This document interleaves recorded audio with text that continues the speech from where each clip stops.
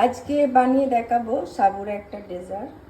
তো আমি কিছুটা পরিমাণ সাবুকে ভিজিয়ে রেখেছিলাম জল দিয়ে। এরপর আমি একটা ফ্রাই প্যান নিয়ে নিয়েছি। এতে আমি হাফ লিটার দুধ দিয়ে দেবো।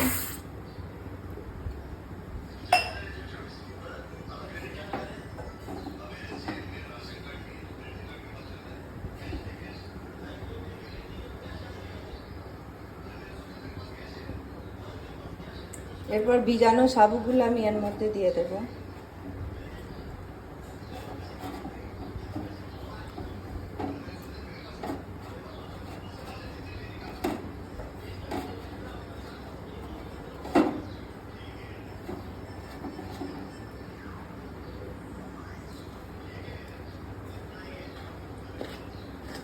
হাফ কাপ এর মধ্যে আমি চিনি দিয়ে দেব।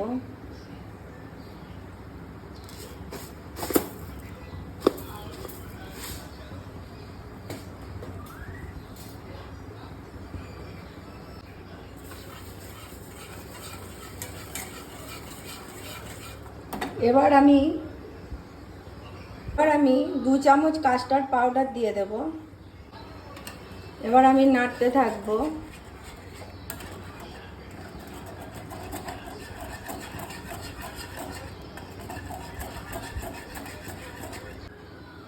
দু চারটে কিশমিশ আমি ছড়িয়ে দেব। এবার আমি এটাকে ঠান্ডা হতে দেব। তারপর এটাকে 10 মিনিট মতো ফ্রিজে রেখে দেব।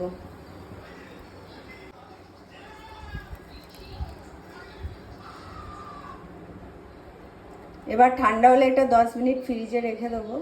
তারপর ঠান্ডা ঠান্ডা পরিবেশন করব। এই গরমের দিনে এই সাবুর ডেজার্টটা খেতে খুব সুস্বাদু লাগবে।